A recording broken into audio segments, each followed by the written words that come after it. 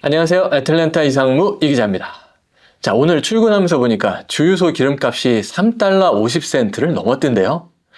이번 주 조지아주 평균 휘발유 값은 3달러 41센트였다고 합니다. 자, 기름값 지출을 어떻게든 줄여야 하는 이때 필요한 건 창의성과 조금의 용기. 애틀랜타 주민 소타 씨는 최근 기름값을 아끼기 위해 분홍색 어린이용 카트를 개조하기로 마음먹었습니다. 지금 보시는 것이 고압 세척기 엔진을 장착해서 개조한 고카트인데요. 소타 씨는 실제로 이 카트를 이동수단으로 활용하면서 지역에서 유명인사가 됐습니다. 단돈 2달러면 연료를 가득 채워서 하루 종일 주행할 수 있다고 하네요. 국제에너지기구와 수십 개국이 4억 배럴의 비축유를 방출했음에도 불구하고 소비자들이 체감하는 주유소 가격 인하 효과는 아직 나타나지 않고 있습니다. 봄철 여행 수요가 늘어나는 현상과 더불어서 당분간 주유소 가격의 오름세는 계속될 것으로 보입니다. 이번 기름값 인상으로 가장 피해를 본 건 어쩌면 아빠한테 카트를 뺏긴 소타씨 딸일지도 모르겠네요. 요즘 AI가 정말 무서울 정도죠. 보험업계에서도 이 AI를 활용해서 보험금 지급 여부를 판단하는 역할을 맡기고자 했는데요. 자, 일단 우리 조지아주에서는 제동에 걸렸습니다.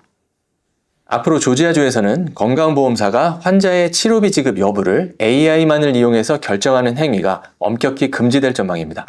조지아주 상원은 보험금 거절 시 반드시 전문가의 검토를 거치도록 하는 상원 법안 444호를 만장일치로 통과시켰습니다. 한 설문조사에 따르면 대형보험사의 43%는 이미 보험금 심사에 AI를 사용하고 있거나 사용할 계획이라고 답했습니다. 하지만 의사 출신인 커크 패트릭 의원은 생명과 직결된 의료 결정을 로봇에게만 맡길 수는 없다고 강조했습니다. 해당 법안은 오는 3월 17일 주 하원 기술위원회에서 다시 한번 표결에 붙여질 예정입니다. 하긴 평생을 보험료 꼬박꼬박 내면서 유지를 해오다가 막상 청구할 때 AI가 삐빅 now 이러면 상당히 약오를 것 같긴 하네요. 자, 이번 주 토요일 주의사항 두 가지. 자, 첫 번째, 애틀랜타 미드타운 가실 분들 교통통제 있으니까 웬만하면 피하시고요.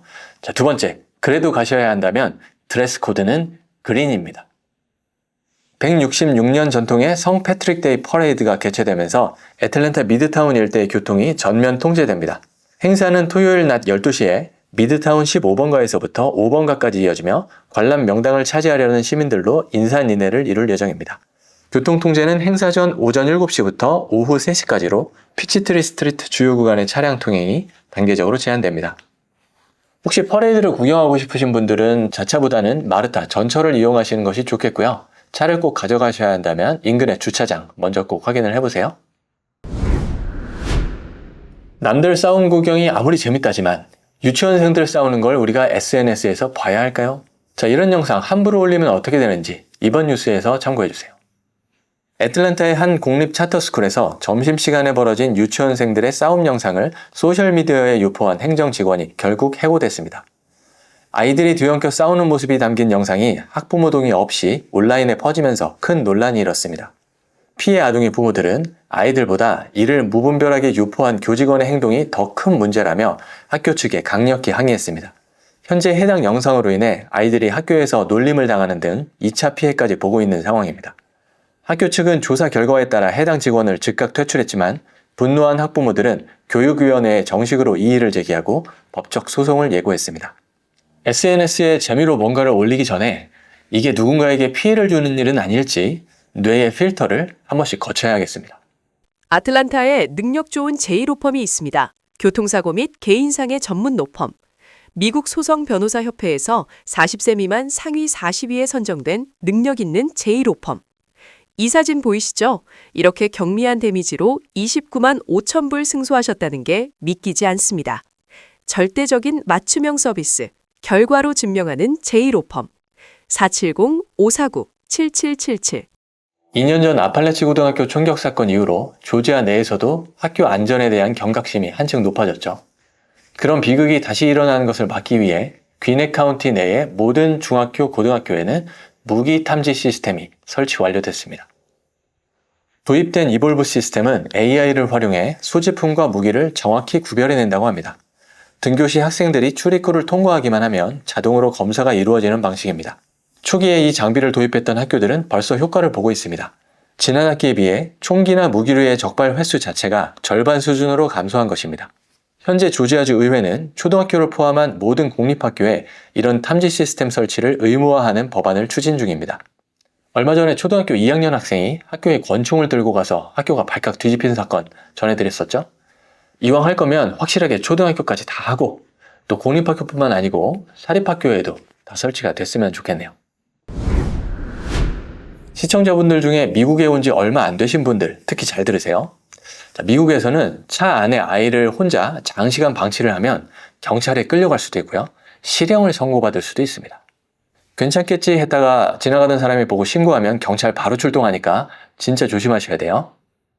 조지아주 캅 카운티의 한 쇼핑몰 주차장에서 어린 자녀 3명을 시동이 꺼진 차 안에 방치한 여성이 경찰에 붙잡혔습니다. 경찰은 지난 월요일 오후 몰 주차장의 한 차량에 아이들만 홀로 남겨져 있다는 신고를 받고 현장에 출동했습니다. 조사 결과 아이들의 어머니는 자녀 1명만 데리고 쇼핑을 하러 갔고 남겨진 2세, 5세, 7세의 아이들은 시동이 꺼진 차 안에서 1시간가량 방치되어 있던 것으로 드러났습니다. 이 여성은 현재 3건의 무모한 행동 혐의로 기소된 상태이고 구조된 아이들은 건강에 지장 없이 가족에게 인계됐습니다. 곧 다가올 조지아의 여름은 길고 뜨겁죠.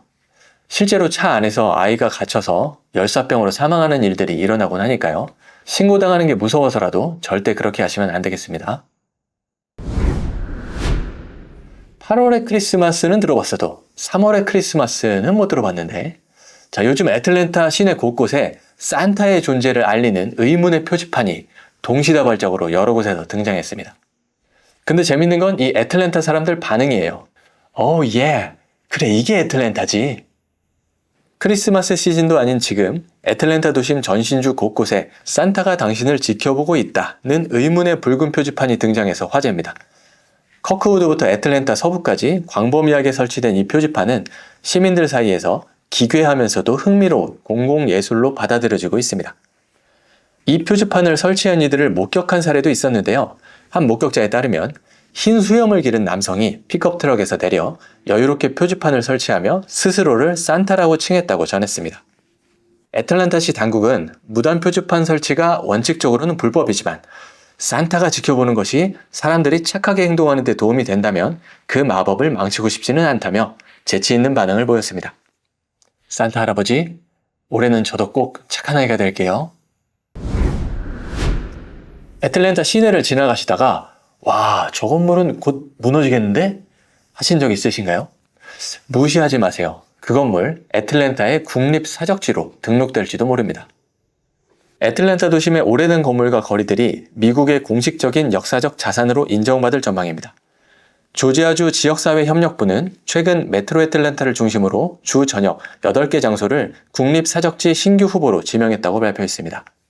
이번 명단에는 애틀랜타 컨스티튜션 빌딩과 그라나다 아파트 등 풀튼 카운티 내 주요 건축물들이 대거 포함됐습니다. 올해 1월 기준으로 조지아주에는 이미 2,200여 개의 국립사적지와 9만여 개의 역사자원이 등록돼 있습니다. 이번 후보지들이 최종 승인될 경우 애틀랜타 도심 재생과 문화유산 보호 활동은 더욱 활기를 띨 전망입니다. 반만년 역사에 저희 한국인들이 보기에는 겨우 이 정도로 할 수 있지만 미국 역사로 따지면 꽤 오래된 건물이 맞으니까 잘 보존하고 관리를 해야 되겠네요. 지역 소식 전해드릴게요. 조지아 한인 외식 프랜차이즈의 성공 신화 W&B 팩토리가 창립 11주년을 맞아 대규모 미팅을 열었습니다. 귀네 카운티 웨스틴 호텔에서 열린 이번 행사는 시스코와 코카콜라 등 주요 협력사와 가맹점주들이 집결해 파트너십을 다졌습니다. 행사 전날에는 더 컨트리 클럽 오브 더 사우스에서 골프 대회가 열려 NFL 뉴욕 자이언츠의 구영회 선수가 참석하는 등 축제 분위기를 더했습니다. W&B 팩토리는 가맹점주들과의 동반 성장을 통해 미 동부를 넘어 전국 300개 매장 확대를 목표로 하고 있습니다. 참고로 저희 이상무가 간다에서 이 행사에 직접 다녀왔으니까요. 곧 공개될 영상에서 확인해주세요. 차세대 청소년들에게 올바른 통일관을 심어줄 제1기 민주평통통일학교가 학생 모집을 시작했습니다. 동남부 지역 중고생 80명을 대상으로 5주간 온라인 교육을 진행하는데요. 분단의 역사부터 북핵 문제, 남북 통일의 길까지 폭넓은 커리큘럼이 준비되어 있습니다. 특히 수료생 전원에게는 $100의 장학금이 지급되고요. 우수 학생에게는 최대 $500의 추가 장학 혜택이 주어집니다. 지원은 3월 31일까지 홈페이지나 QR코드를 통해 선착순으로 접수할 수 있습니다. 트럼프 2기 행정부의 강력한 반이민 정책에 대비하기 위해 조지아 평화포럼이 대응 전략 세미나를 개최합니다. 이번 세미나는 오는 20일 금요일 오후 5시에 존스크릭 목회 상담소에서 진행됩니다. 강연에는 이민법 전문 변호사들이 나서 ICE의 단속 실태와 대규모 추방 등 실질적 위협을 분석합니다. 특히 한인 동포들이 개인과 사업체 차원에서 취할 수 있는 구체적인 법적 대비책과 실무 지침을 중점적으로 다룰 예정입니다. 별도의 사전 등록 없이 누구나 참석 가능하고 현장 질의응답을 통해 개별 상황에 맞는 전문가의 조언도 직접 구할 수 있습니다. 한국이나 타주에서 손님들 오시면 애틀랜타 시내에서 어디들 데려가세요? 보통 아쿠아리움 아니면 이곳일 것 같은데요. 코카콜라 박물관이라고도 불리는 월드 오브 코카콜라에서 7년 만에 연간 패스를 다시 발행한다고 하네요. 패스 가격은 $50고요. 1년간 무료로 박물관을 이용할 수 있습니다. 자, 기념품 샵에서는 10% 할인도 해주고요. 분기마다 한 번씩은 게스트 입장권도 무료로 제공한다고 하네요. 자, 이 패스를 살까 말까 고민될 때는 이렇게 한번 해보세요. 코카콜라 맛있어서 애틀랜타 이상무.